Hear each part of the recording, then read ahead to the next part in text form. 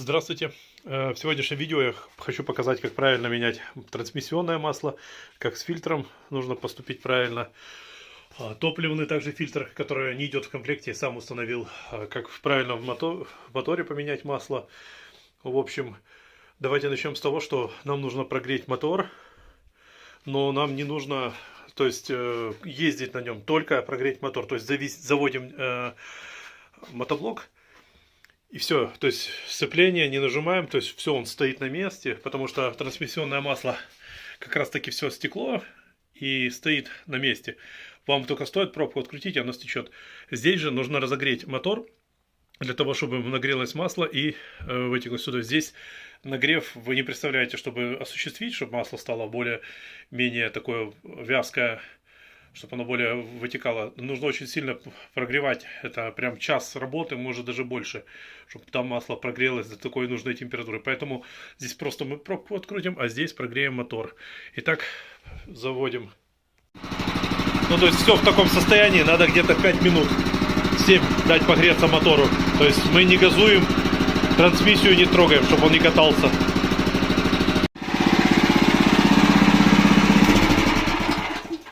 Так, ну 5 минут он 7 поработал, прогрелся. Бензин перекрываем, воздуховод тоже сразу закрываем. Учитываем то, что в картере в моем там, к примеру, 600 грамм, в вашем может быть больше. Берем 2 посудины, чтобы перезаполнения не было. Вот, я масло стараюсь максимально чистым заливать отработку, то есть и также фильтрую в дизельном обогревателе, например, чтобы можно было отработку использовать как топливо. Вот, чтобы сюда всякий мусор не попадал. У меня фильтр стоит в дизельном обогревателе, также в генераторах. То есть они в комплекте не идут. 50 центов я за столько их приобретаю. То есть это немного. Фильтры меняем каждых 50 часов вместе с маслом моторным. Также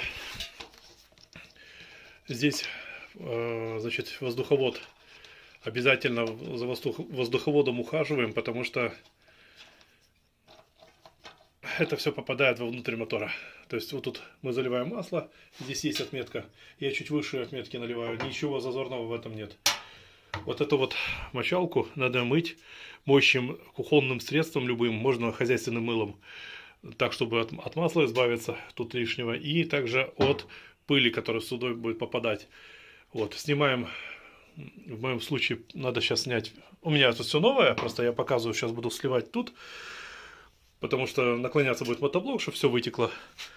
И, в общем, чтобы здесь оно не поразливалось, в общем, в фильтре самом. Хотя наклон будет не сильно большой, но на всякий случай я так делаю. Выкручиваем наливную пробку против часовой стрелки.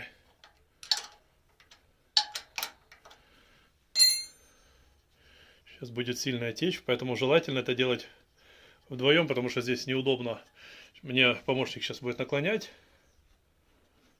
но сразу готовьте посуду.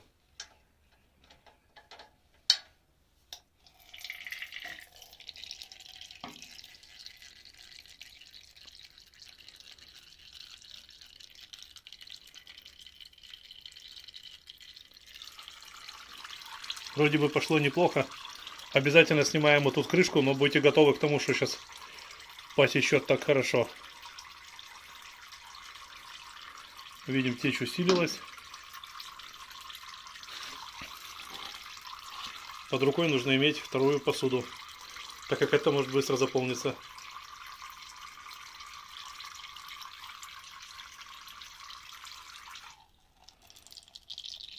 Вова, наклоняй. Еще.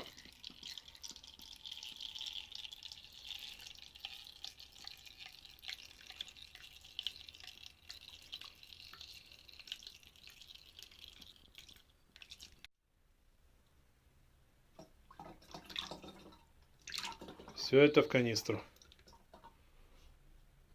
Так, ну, трансмиссионного масла у нас будет где-то литра 1,5.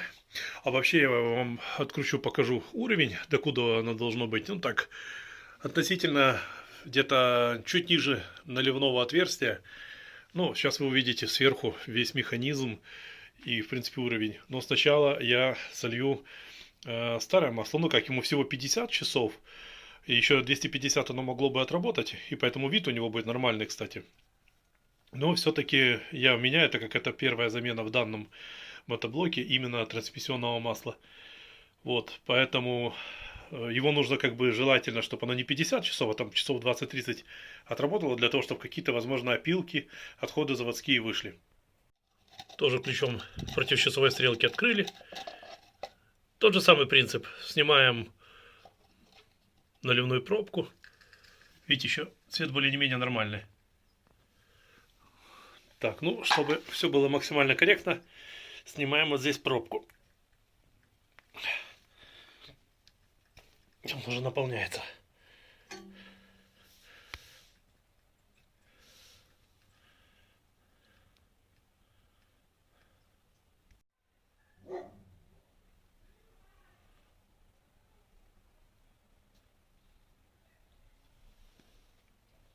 Вот такой вот у нас внешний вид его. Он видно, сколько опилков. Не знаю, может ли передать камера. Представляю, что на дне.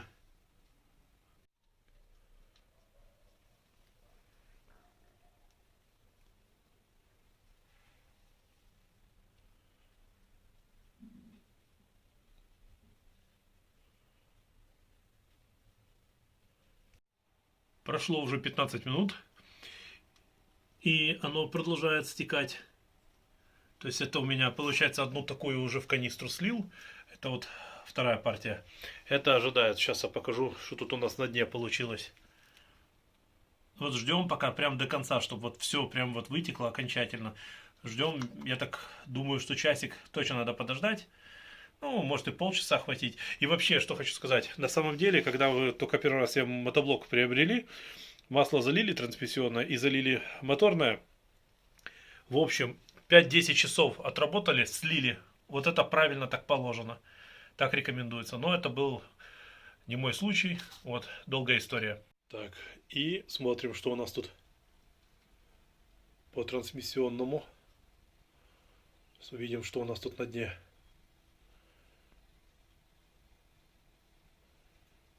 Ну, я уже вижу, что жесть. Причем даже чуть-чуть в канистру попало такое. Ну вот, мы можем видеть. Стружка какая, да? Это очень нехорошо, чтобы вот такое вот там болтыхалось. Так, ну что, пришлось ждать час. И все. Все стекло. Теперь сливаем остаток и смотрим.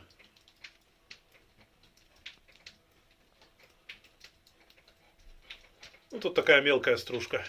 В принципе, ну, почти что нормально. Вот это.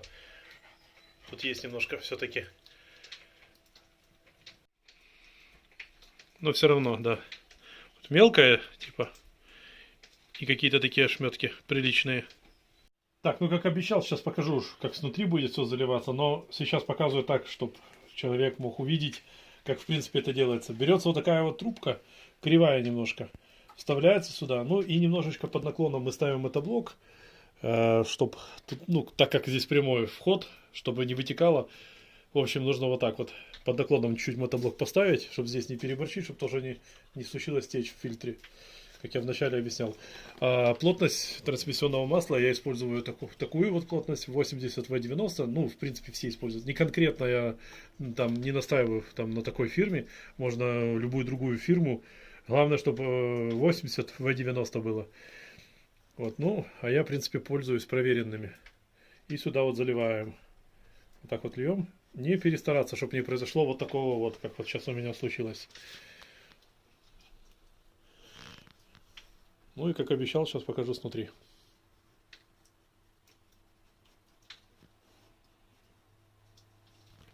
Плотное такое достаточно, но то, что нужно.